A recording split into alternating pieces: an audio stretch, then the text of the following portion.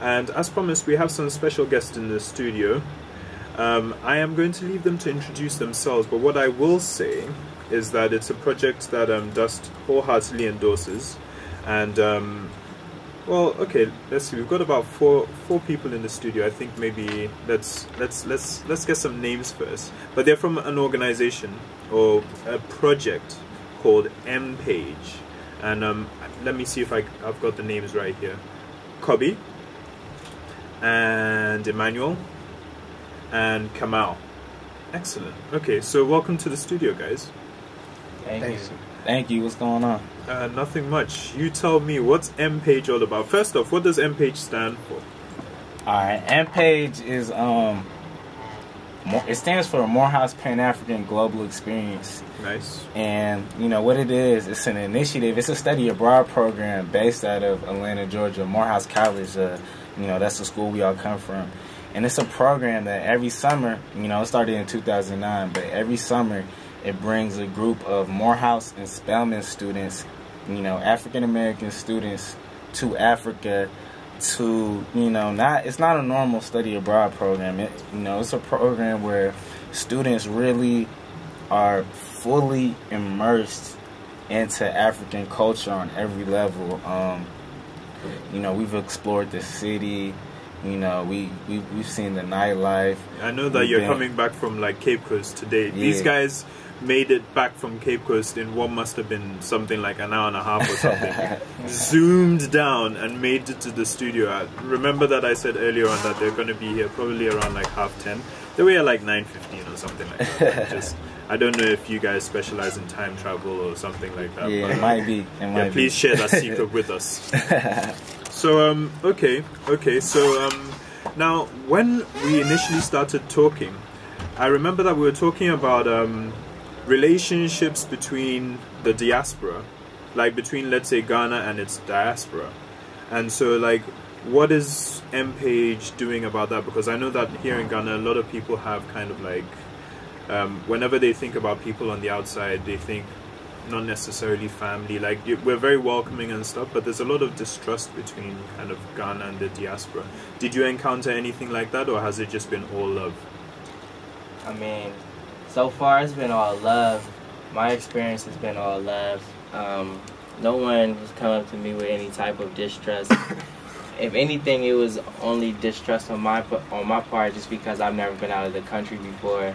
I didn't know what to really expect. But once people showed me like their hearts, and showed me how they were, it was all accepting. So I've been having a great time. Very, very cool. Very cool. And what kind of stuff, like, I mean, coming from the States, what's the kind of stuff that you'd hear about, let's say, Ghana? What's our international reputation? It's interesting because when you look at a lot of times the media for Africa and Ghanaians, they really give you this picture where it's like it's nothing but distress, poverty, disease-ridden.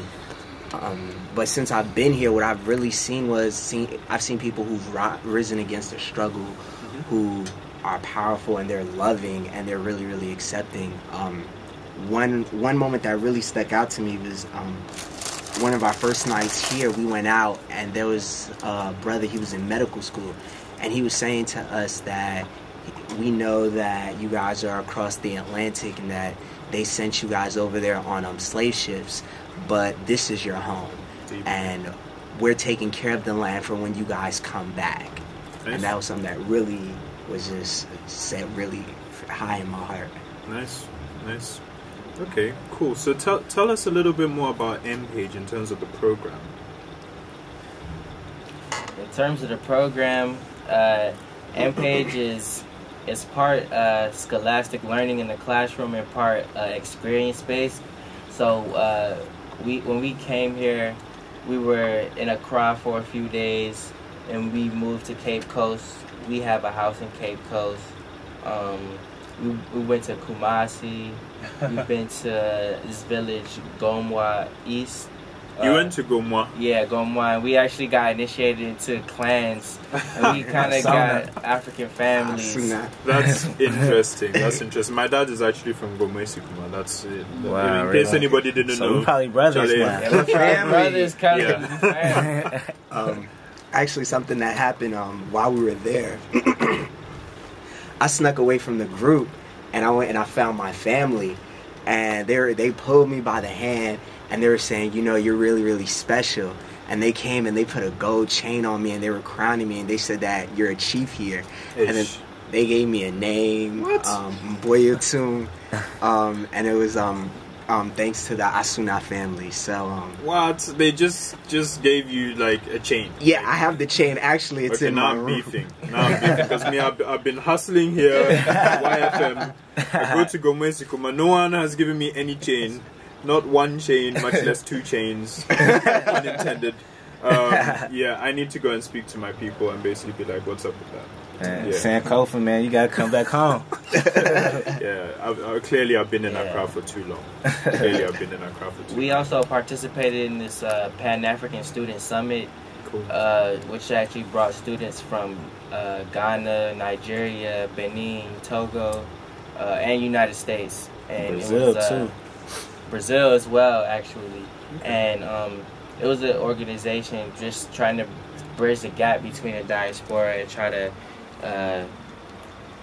talk about different investment plans and different ways that we can just help try to build up Africa and build up our own communities and just stuff like that. So going back, what are the kind of things that you are going to carry with you about Ghana?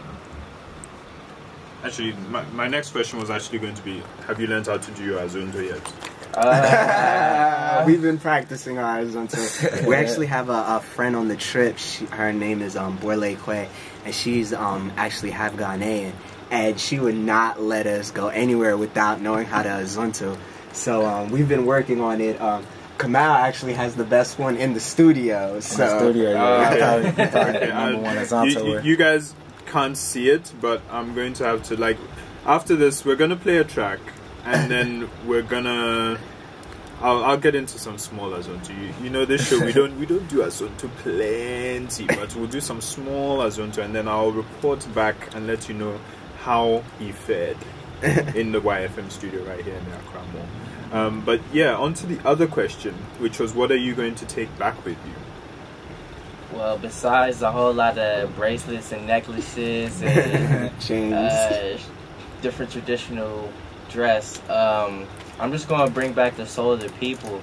I feel like my ancestors called me back to this beautiful land, and I'm just going to bring back a lot of the music, the energy, the hustler spirit. People really work hard out here. Like, it's... Yeah. They really work hard out here, but they make it look easy. So I just want to bring that whole mentality back with me to the States. Yeah, please do share. Like, some people have this impression that like Africans are somehow lazy. Meanwhile, I couldn't just about possibly have that expression. Yeah, like everyone I know here is holding down like a gig and a side hustle and something on the side of the side hustle. Yeah, so please, definitely Africans do take that can do back. anything and everything. Amen to that. And they do it. They do it. Thank you very much. So amazing. Now, I have here a song. Would you like to explain to me the kind of background to this song? Is like music part of the project?